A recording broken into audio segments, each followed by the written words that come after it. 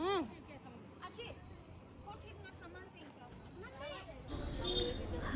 चलो everyone and welcome back to my new blog. और मेरी थकी थकी आंखें बयां कर रही होंगी कि मुझे नींद नहीं मिली है अच्छे से, क्योंकि एक दो दिन से काफ़ी नींद तो अच्छे से हुई नहीं थी हमारी पूरी, क्योंकि जो सबसे इम्पोर्टेंट बात थी वो थी गुरु दलाई लामा जी के दर्शन। मिल गया, बहुत बढ़िया हो गया। नींद तो आगे भी पूरी होती रहेगी ना। तो फ़िलहाल हम ने अच्छे से दर्शन कर लिए और हमने वहाँ से डिसाइड कर लिया कि हमने वहाँ से निकल जाना है टैशी जोंग की तरफ, क्योंकि वहाँ पे बहुत सारे गोम्पास हैं। धर्मशाला के आसपास तो हम हर बार आके घूमते ही हैं और वो घूम भी लिया था। तो हम जा रहे थे टैशी जोंग की तरफ और 11 बज रहे थे, तो हमने सोचा टाइम वेस्ट नहीं करते, हम निकल गए।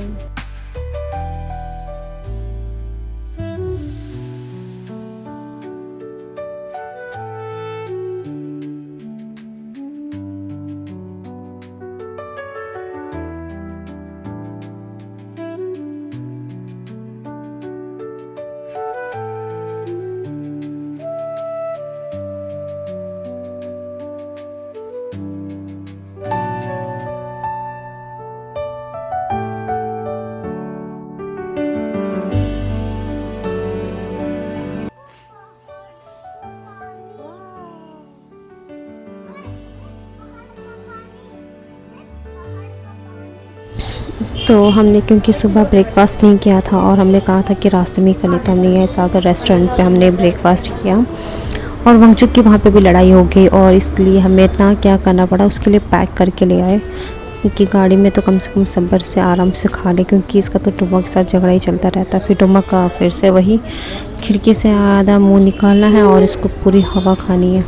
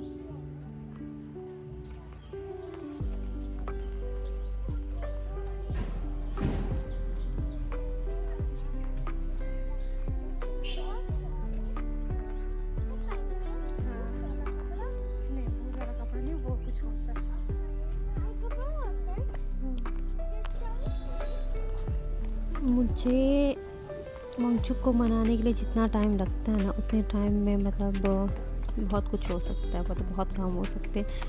मतलब यूँ सोचो कि मेरी 24 घंटे में से ना 18 घंटे तो इसको मनाने में निकल जाता मेरा।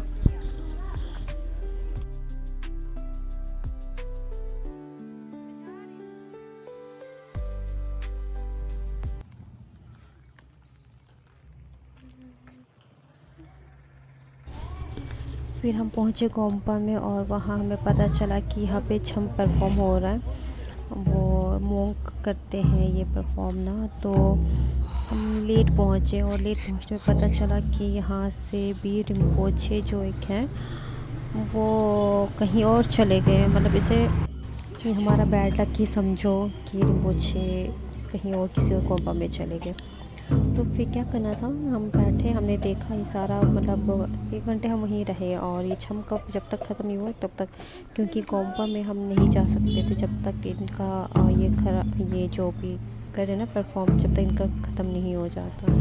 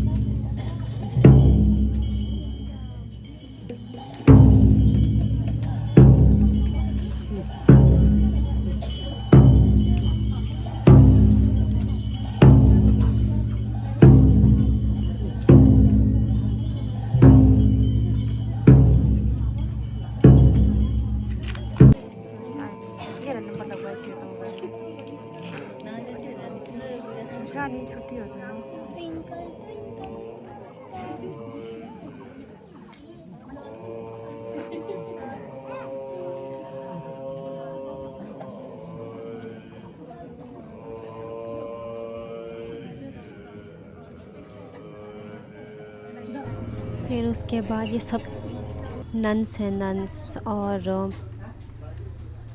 ये ज़िंदगी कितनी शांत होती होगी ना, मतलब कोई प्रॉब्लम नहीं है, कोई कुछ नहीं है, बस एकदम शांत सी ज़िंदगी। और हाँ, ये सब ख़त्म होने के बाद हम जाने वाले थे गोम्पा के अंदर, लेकिन इस वक्त थोड़ी देर के लिए ब्रेक था वहाँ पे, तो हम जा नहीं सकते थे। हम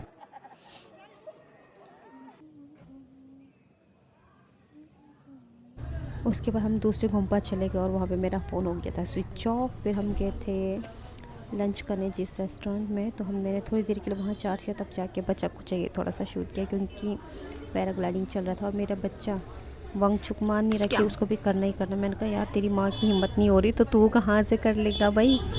फिर थोड़ी देर उनको बिठाना पड़ा, क्योंकि अच्छा वो सोसा।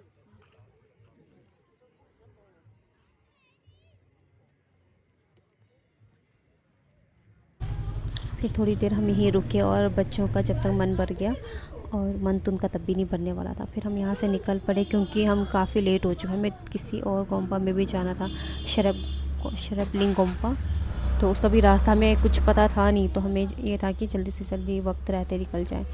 और बड़ी मुश्किलातों के साथ हम पहुँचे और गेस्ट हाउस में पहुँचे, और हमने नाइट फ़िलहाल यहीं स्टे किया। और बहुत फिर हमें एक दूर सुनसान रास्ते में ना हमें एक शिवलिंग गुम्बा के आसपास ये गेस्ट हाउस मिला, और हमने नाइट यहीं स्टे किया। और इसके बाद हिम्मत नहीं हुई कुछ भी करने, क्योंकि हम ऑलरेडी बहुत ज़्यादा थके हुए थे ना, तो मैंने स्टॉप कर दिया। अब मैं आपको अगले व्लॉग में मिलती हूँ कि वहाँ की पूरी स्टोरी तब दिखाती हूँ। तब तक के लिए बाय बाय।